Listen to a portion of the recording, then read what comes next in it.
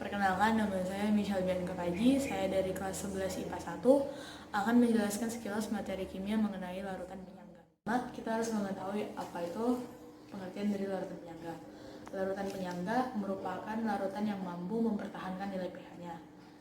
Tetapi, tidak semua larutan dapat berfungsi sebagai larutan penyangga. Yang pertama, mari kita bahas macam-macam larutan penyangga. Larutan penyangga cenderung mempertahankan pH-nya.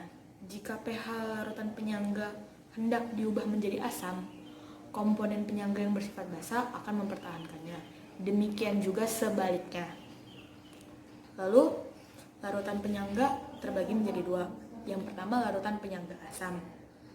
Larutan penyangga asam dapat dibuat dari campuran asam lemah dan basa konjugasi atau garam.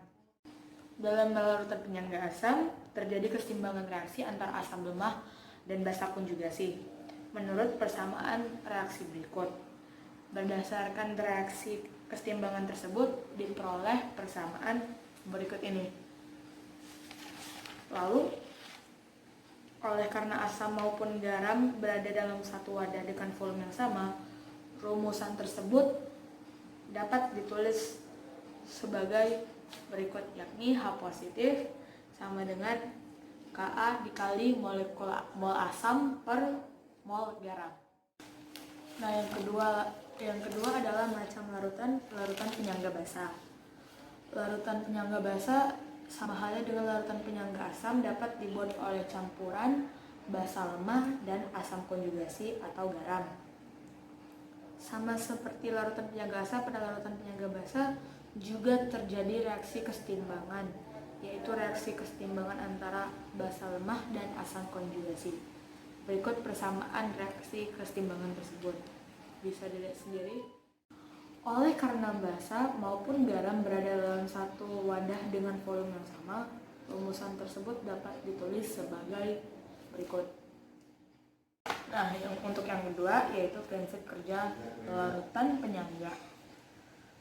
Prinsip kerja larutan penyangga didasarkan atas kesetimbangan komponen asam dan basanya. Pada larutan penyangga asam terjadi kesetimbangan berikut. Jika ke dalam larutan penyangga asam Ha atau amin ditambahkan sedikit asam kuat, akan menggeser keseimbangan ke kiri ya. Ion H positif dari asam kuat akan bereaksi dengan komponen basa dari garamnya membentuk asam lemah seperti persamaan berikut. Nah, dengan demikian pengaruh asam kuat menjadi sangat kecil. Sebaliknya, jika ditambahkan sedikit basa kuat akan menggeser keseimbangan ke kanan sehingga konsentrasi ion H positif dapat dipertahankan. Ion OH negatif dari basa kuat akan bereaksi dengan komponen asam membentuk garam dan air seperti persamaan pada berikut ini. Dengan demikian, pengaruh basa kuat menjadi sangat kecil. Sementara itu, dalam larutan penyangga basa terdapat keseimbangan berikut. Nah, jika ke dalam larutan penyangga basa B atau BH positif ditambahkan sedikit asam kuat akan menggeser keseimbangan ke kiri. Ion H positif dari asam kuat akan bereaksi dengan komponen basa membentuk garam seperti persamaan berikut. Nah, dengan demikian pengaruh asam kuat menjadi sangat kecil. Jika ke dalam larutan penyangga basa ditambahkan sedikit basa kuat dan menggeser keseimbangan ke kanan sehingga konsentrasi ion OH- dapat dipertahankan. Ion OH- dari basa kuat akan bereaksi dengan komponen asam dari garam membentuk basa lemah seperti persamaan berikut ini. Untuk yang terakhir itu peran larutan penyangga yang kita ambil contohnya yang terjadi dalam tubuh kita. Pernah nggak makan sesuatu yang bersifat asam seperti cuka? Nah, setelah kita makan juga cenderung perut kita merasakan perih. Itu dikarenakan cuka mengandung asam asetat, bukannya asam berbahaya buat perut. asam memang berbahaya dalam tubuh kita. Tapi itu gunanya larutan penyangga. Larutan penyangga berfungsi menstabilkan pH asam dan basa yang terjadi dalam tubuh. Saat membaca kata larutan penyangga, mungkin kita bingung apa yang disangga. Nah, larutan ini menyangga pH supaya tidak berubah meskipun diberikan asam, sedikit basa, atau diencerkan. Larutan penyangga ini banyak diberikan di tempat-tempat yang rentan berubah pH-nya. Misalnya, contoh lain adalah kolam renang. Sebanyak 600 ml larutan CH3COOH 0,1 molar dicampur dengan 600 ml CH3CONA 0,15 molar Ka CH3COOH sama dengan 1,8,10⁻⁵. Tentukan pH campuran tersebut. Oke, jadi cara kerjanya itu pertama-tama kita ketahui volume dari CH3COOH sama dengan 600 ml. Diubah ke liter jadi 0,6 liter. Lalu ada molaritas dari CH3COOH sama dengan 0,1 molar. Lalu volume dicampur dengan volume CH3COOH sama dengan 600 ml. Diubah ke liter menjadi 0,6 liter. Molaritas dari CH3COONA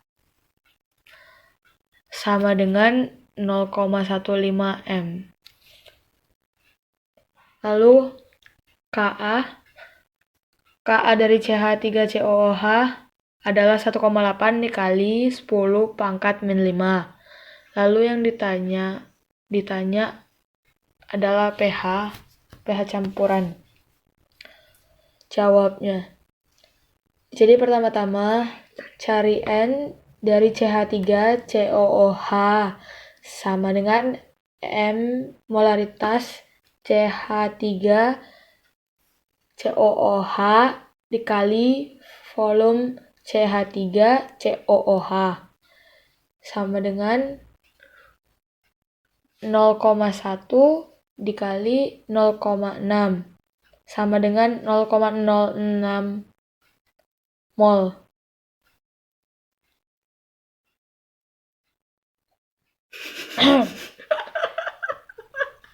Ini mau dikat kan nanti.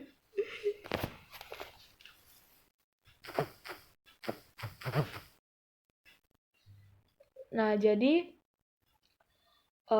NCH3COONA sama dengan MCH3CONA dikali VCH3CONA sama dengan 0,15 dikali 0,6 sama dengan 0,09 mol.